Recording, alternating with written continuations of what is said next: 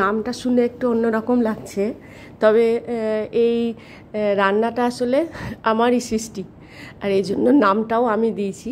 তাই 9 রকম সবজি দিয়ে বানিয়েছি, আর নতুন ধরনের একটা রান্না, তাই নব সৃজন। আমি আসলে শুক্তো রান্না করার জন্য মানে রেডি হয়েছিলাম, কিন্তু তারপর দেখলাম সজনে ডাঁটাই নেই।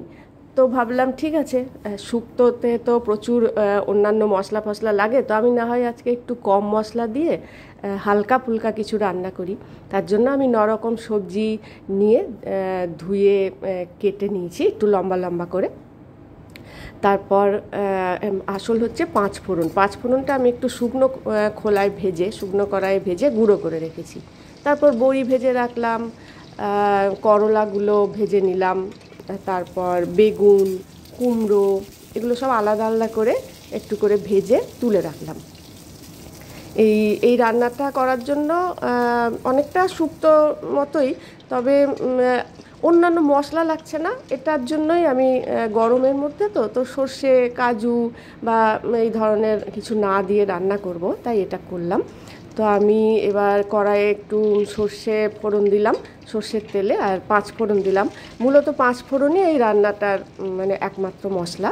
আর 2টো তেজপাতা দিয়ে আমি পটলগুলো আগে ভেজে নিয়েছি। তারপর কাঁচকলা, রাঙা আলু, এমনি আলু, এগুলো সব দিয়ে একটু ভেজে নিলাম। তারপর নরম যে সবজি মানে বরবটি আর ঝিঙে, এই দুটো দিয়ে দিলাম, দিয়ে একটু কষিয়ে নিলাম। কম আঁচেই কষাচ্ছি।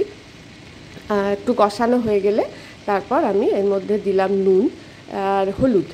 নুনটা দেওয়ার পরে কি হয়, এই ঝিঙেটা থেকে বেশ জল ছাড়ে, তো এই জন্য আরও একটুখানি আমাকে রান্না করতে হলো, কি জলটা যাতে শুকিয়ে যায়, ঝিঙের যে জলটা। আর সবজিগুলো একটু হালকা হালকা সিদ্ধ হয়ে যাচ্ছে ঝিঙের জলে।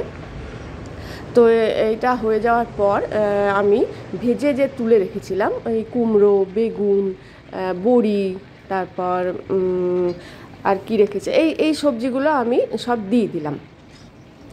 দিয়ে করলাও রেখেছিলাম, করলার টুকরোগুলোও ভেজে রেখেছিলাম। তো এগুলো সব আমি ওই তরকারির মধ্যে মিশিয়ে দিলাম, মিশিয়ে আবার পুরোটা নাড়াচাড়া করে একটু কষিয়ে নিলাম। আর এই সময়ে আমি পরিমাণ মতো চিনি দিয়ে দিলাম, যেহেতু রান্নাটা নিরামিষ, তারপর একটু করলাও পড়ছে, তো চিনিটা লাগে।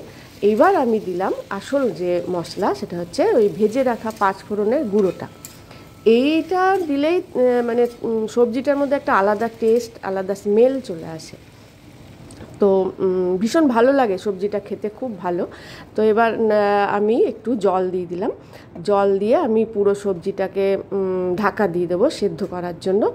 তো ঢাকাটা আমি আর ভিডিওতে তুলিনি, ঢাকা দেওয়ারটা। তো এইবার এর মধ্যে কোনো ঝাল লাগে না, যেহেতু তিতো আছে, তো আমি কোনো ঝাল দিইনি, একটু মিষ্টি মিষ্টি হবে।